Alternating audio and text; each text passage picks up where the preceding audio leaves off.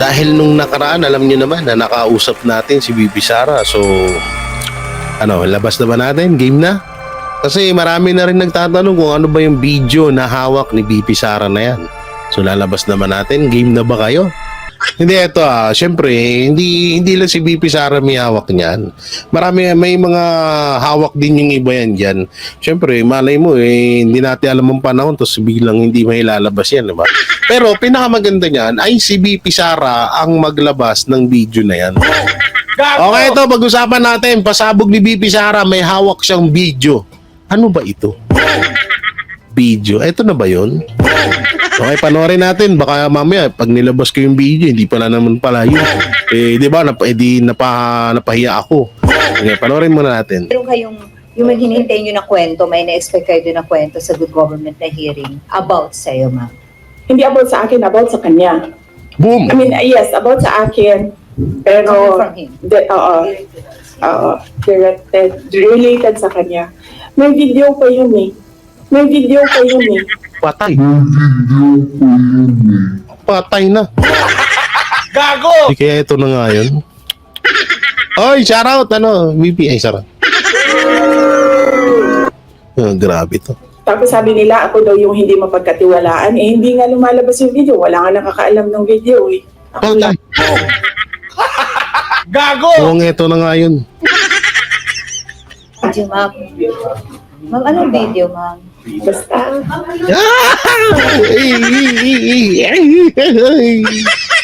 Basta. Kinakabahan ng mga putang ina. Gago!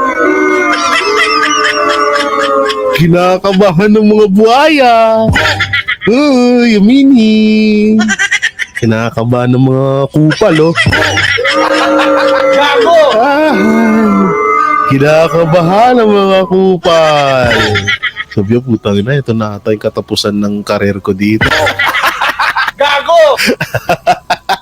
Ito na ata yung katapusan ng karir ko dito. Hindi na ako makakapangurakot. Ay. wala naman kasi talaga akong ginawang mali.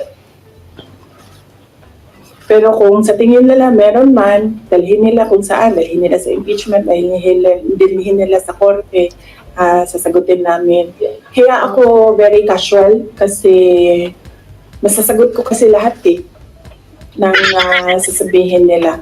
Minsan lang hindi ako nagsasalita, kaya mukha siyang walang sagot. Kasi minsan ayoko na rin na magsalita kasi nakakapagod na sila. Nakakapagod yung galit nila actually. Tapos paulit-ulit, BP Sara, no? Munta nga lang, no? Ay, yan din. Kahit kami, normal kami na pangkaraniwan mga Pilipino, BP Sara. Natatawa na lang din kami. Papasabi na lang kami na, abno ka ba? Gago! Papaganon na lang kami. Sa totoo lang, BP Sara. Kasi paulit-ulit lang eh. Paulit-ulit lang yung binabato sa inyo. Wala kang katapusan. Nga, nananawa na lang kami. Buti na lang talaga may mga kasing gwapo kong mga vlogger, no? Yung mga gwaping sa mga banateros, no? Malalaki lang yung mga chan. Gago! No? Oo, buti kahit papaano, no? Kaya hindi nananawa yung iba eh. So may na-expect kayo, ma'am, na information against sa'yo doon sa good government na hearing. Ano daw, sorry. So meron kayong, yung hinihintay nyo na kwento, may na-expect kayo doon na kwento sa good government na hearing about sa'yo, ma'am. Hindi about sa akin, about sa kanya. Okay. I mean, yes, about sa akin. Pero, Coming from him. directed, related sa kanya. May video pa yun eh. Wow. Any follow-up, Kat? Tapos sabi nila, ako daw yung hindi mapagkatiwalaan. Hindi nga lumalabas yung video. Wala nga nakakaalam ng video eh. Ako lang. Video, ma'am. Ma'am, anong video, ma'am? Basta. Ma'am, anong video po yun, ma'am? Ay, pag sinabi ko yung gender, alam niyo na kagad kung sino eh. Gago! Kinakabahan ako. Parang may kutubo ko dito. Parang alam ko na kung sino to.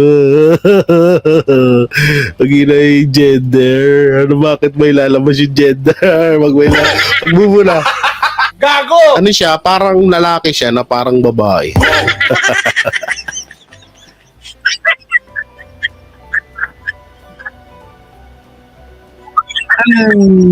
Grabe, no? Anong video? Alam niya naman, di ba? Gusto niyo lang talaga manggaling sa Ma'am, akin. hindi po. JC, alam mo. Oh. Oh. No, we don't. Antayin natin. Mahaba kasi yung kwento sa kanya. Naku Tapos pag kinanta ko yung parte lang ng question na yan, sayang naman yung ibang Naku po, oo. Ang haba pala ng kwento sa'yo, patay ka dyan. Gago! chismis. Hindi chismis yan kasi Totoo. ako yung ano eh. Ako yung may alam. Hindi. Iba pa. Ay, naku! Gago! Parang ito na nga yun. Ito na ba yun, BP Sara? Ito. Dito yun eh. Saan na yan? Ito na ba yun? Ito na ba? Ito. May video rito. May pinasang video rito. Ito ba yun? Ito? Ay, ito nga. Naku po, mukhang ito na nga eh. Nakakatakot to. Ito ata yun, no? Ay, naku po!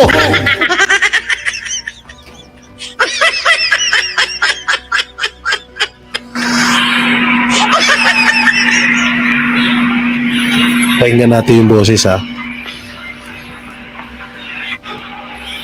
Op! Baka may magsalita. Muntik na, buti na na-post ko. Baka mamaya marinig niyo yung boses, malaman niyo yung gender. Gago! Go! Iba pa. Hindi ito yung pulveron. Hindi din. Oo. Wala namang question. Ano na ito? Fishing na ito. Fishing. Tamang topic na lang yung video about sa anak ko. Next question, Maraming salamat. Next question, Jason. So, sa tingin mo ba, BP, yung sinasabi nilang, sorry, Casey, sorry your order. Dapat hindi ko ma-recognize. So, ang sinasabi mo, BP, imbes yung sinasabi nila you're making diversionary tactics, ikaw yung nagiging diversionary Ako yun. tactics nila. Ako yun. Kasi, Obvious naman. tingnan nyo, Sa totoong problema. ako mayor ako ng 3 terms. Noong simula ng term, pinag-uusapan na kaagad namin ng council yan. Ano ba ang landmark legislation ninyo for these 3 years? Nakikita niyo ba na meron silang landmark legislation? Wala. Tama. Inuubos nila yung oras ng mga kita niyo yung mga tao sa DepEd. Wala na nagawang trabaho yun. Sa kakaupo nila doon. Inuubos nila yung pera ng taong bayan. Yun, totoo yun, isa yun. Yun yung paulit-ulit ko sinasabi sa inyo. Na yung mga hearing na yan, ay pera natin yan. At yung mga pinapatawag niya katulad niya sa DepEd, kung saan-saan pa, para lang makakuha sila ng ipangbato kay BP Sara, o yung mga trabaho nun, hindi na rin nagagampanan. Sa kakahearing nila. Saan sa mga hearings nila going after me. And wala silang pake kasi ang gagawin lang nila is magbigay ng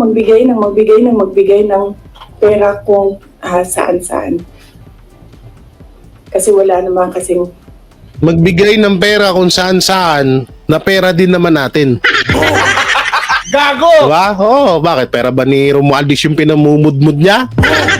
Gilin nyo nga ako. Bakit yung pinamigay niya sa Bicol? Pera niya yun? Suntukan kami. Oo, hindi, joke lang. Bakit papatay ako nun? Gago! Hindi, totoo naman eh. Oh, yung pinamimigay nilang ayuda, pera ba nila? Yung pera ng taong bayan yun. Tsaka nyo kami yabangan ng namimigay ng ayuda, tulong yung mga yan, kung pera nila. Hindi naman nila pera yan eh. projects na masasabi natin. Ang ano sa amin yan, pag umuupo ako, ewan ko lang sa iba. Ako, nung mayor ako, pinag-uusapan kaagad, ano ang big ticket project ng 3 taon na ito? Ano ang landmark legislation ng ito? Kasi yan yung gagamitin namin para ma-re-elect kami. Diba? Yan yung sasabihin namin, kita nyo? May Ayan, ang ibig sabihin dito ni BP Sara, bago ka maging presidente or bago ka kung sakali na manalo ka, tatanungin yung mga dapat mong gawin. Ngayon, lahat ng mga sinabi mo doon na parang magiging katulad sa 20 kilos na bigas, sa 4 pesos na pamasahe sa jeep, Ano pa bang mga pinangako? Marami pa. O, yung Talano Gold. Gago! O, marami pang pinangako. Dapat yun, magawa mo yun. As kahit sa mga project, ito, halimbawa, ano bang flood control? 5,500 flood control, 'di ba? Oh, so although yung issue na yan ay nakaupo na siya bago niya pa masabi yan. Yun nga lang, hindi naan sa SONA. Ayun yung mga tinatawag na kapag nagawa mo yun, so kasi tatanungin yun eh. O ito, nagawa mo ba tong pangako mo? Nagawa mo ba tong ganito? Nagawa mo ba yung project na ganito? Kung wala kang may pakitang ganyan, naku po, kabahan ka na. Ayun yung binabanggit dito ni BP Sara. Marginalization tayo. So, dapat kasi pag upo mo, ganyan yan, diba? Sasabihin mo sa mga tao, in 6 years, Parang yung kay PRRD. Sinabi niya dati na in 6 months, uubusin ko. Yung nga lang, hindi talaga totaling naubos, pero talagang ang laki ng nabawas sa kanila. Talagang nabawasan yung droga at yung mga krimen dito sa Pilipinas. Yun yung sinasabi dito ni BP Sara. mayaman na ang Pilipinas, in 6 years, ganito, may security, dami kang. And then lahat ng trabaho mo, papunta siya doon. Para Mapatunayan mo. Para mapatunayan mo na talagang ginawa mo lahat ng pangako mo. Gago! Kaso yung pangako niya ni Bangagers, ni Marcos, wala naman halos isa na tupad. pag alis mo, nakikita ng mga tao yung Tapos ang termino, tama. trabaho for the past 6 years. So, Follow up. Other matters. oo, okay lang kasi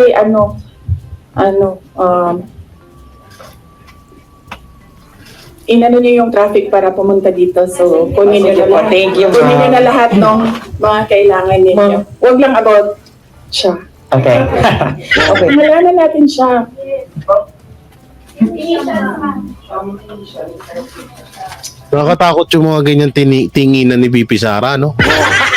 Gago! Yan, yung mga ganyan niya, yung parang nag-iisip siya. Ito na parang nakakatakot eh. Kaya siguro kada panood ni nung mga anti-Duterte kay BP Sara, singhutan ng singhutan yun. Para hindi kabahan. Tayo na, pre, tira tayo.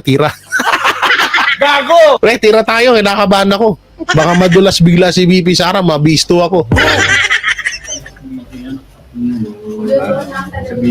Wala pa akong...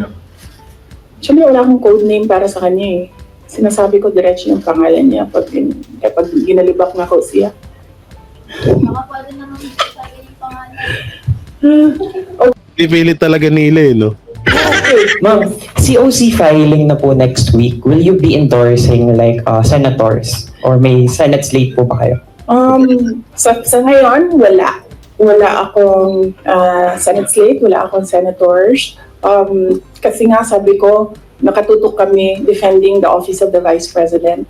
I feel that that is my primary duty right now, to defend the office. So, nakatutok lahat ng effort ko doon. Pero, we'll see. Malayo pa naman kasi yung kampanya. Sa February pa siya magsisimula. So, tingnan natin, baka pagdating noong February, medyo maluwang na. Last. Pwede ba?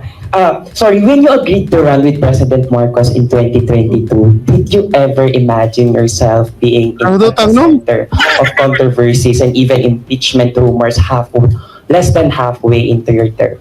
Ito na. Kasali yan sa sit down. Yes, ma'am. Yes, ma'am. Mrs. Sharon, follow up. Sorry. Last time. Ma'am, you previously said po na 3 Dutertes will be running for the Senate. Magtutuloy po ba kaya ito? Naku, hindi ko alam. Basta naririnig ko lang siya sa mga grupo nila, mga tao na nakapalibot sa kanila na tatakbo daw, naghahanda. Ang hirap basahin ni BP Sara, no? Napakalalim talaga. Oo. Tumakbo. Hindi ko lang alam kung sasabay-sabay silang tatlo. Pero if ever, ma'am, you'll be supporting them po. Yes, of course. Oo naman, si Bangag nga, sinuportahan niya eh. Yung mga Duterte pa kaya. Gago! Bobo din tong, tanga-tanga din tong nag-i-interview na to. Sino kaya to? Sorry pero baka mamaya bigla pumasok sa isip ko na baka mamaya kakilala ko yung nagtatanong. Sorry. Hindi mo rin nakakatanga kasi. Si Bangag nga, sinuportahan niya, tapos Duterte hindi.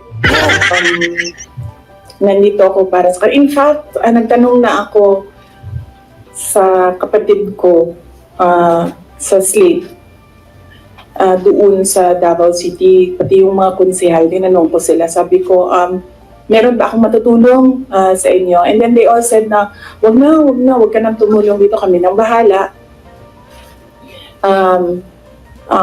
Naiintindihan namin na mas marami kang problema kaysa sa amin doon. Dito Galing, sa Davao no? City. Galing ng mga Okay lang sa amin. Okay magkakamag-anak. lang kami. Yan yung sagot nila doon.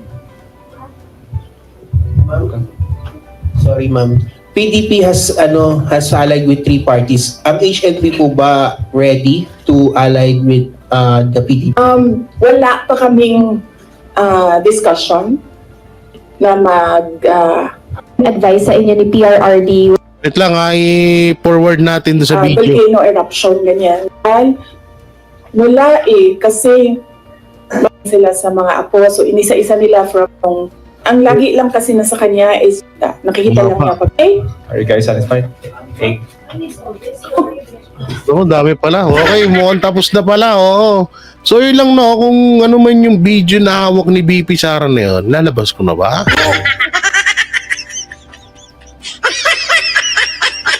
Hindi, ito syempre, hindi lang si BP Sara may hawak niyan. May mga hawak din yung iba yan dyan.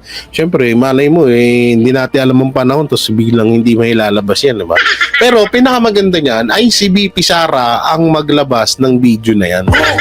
Hindi ko kayo sa in-scam, ha? Hindi ko kayo pinrank. Pero bilang galang, dapat si BP Sara ang maglabas talaga niya. Siya ang maunang maglabas. Ngayon, pag nilabas niya na yan, edi go na tayo. pero sa tingin nyo, kayo mga banateros, mga kabiyaya, ano kayang naiisip nyo na laman ng video na yun at sino kaya?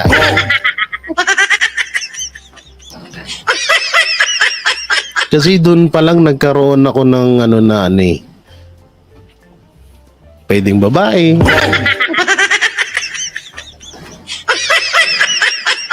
Tapos yung yung pagpunta ni BP Sara sa Bicol, ibinigay pala sa kanya. Gago! Sorry, nadulas ako. Nadudulas ako Yan pag natutuwa ako, nadudulas ako. Ay, nako po. Kaya kung ano man tong laman ng video na to, malaking malaking balita sa buong mundo yan. Malaking balita sa buong Pilipinas to kung sakali. Pero siyempre, alam naman natin na ang mga Duterte, hindi basta-basta yan. Hindi yan katulad ng iba dyan na tatanga-tanga. Talagang nasa tamang panahon na talagang pinag-isipan ng gusto kung ano man yung kung anong oras, anong araw ilalabas yung video na yan at kung ilalabas ba yan o hindi. Ang ganun lang yan alam natin ng mga ng mga Duterte, kaya magtiwala tayo dyan at mag-antay na lamang. So kayo ba mga barateros, anong sa tingin nyo, ano kayang video itong ilalabas or sino itong nasa video na to? Letter A, ang pagkulong sa kwarto. Gago! Letter B, nagtsuktsakan ng magpinsan, charot. Gago! Letter C, ginapang ni si Gago! Ayos na yan. O baka ito na talaga ang pinaka letter D. Baka ito ay marami na sila. Hindi lang isa, hindi lang dalawa, kundi buong pamilya. Gago! Hindi natin alam. Kaya comment nyo lang dyan kung ano yung hula nyo, no? At kung wala man dun sa ABCD na sinabi ko, ilagay nyo na lang ho dyan sa comment section. At syempre, don't forget to like, share, comment, and subscribe sa ating YouTube channel. Pakipindot na lang din po yung bell button para lagi kayo updated sa ating mga video araw-araw. At sa mga ano po dyan, kung mga nais nyo pong makatulong sa ating YouTube channel, ipindutin nyo lang po yung join button or super thanks. Kayo na ho ang bahala dyan. So yun, maraming salamat. May live shoutout sa inyo lahat. Ingat kayo palagi and God bless and peace and bye-bye.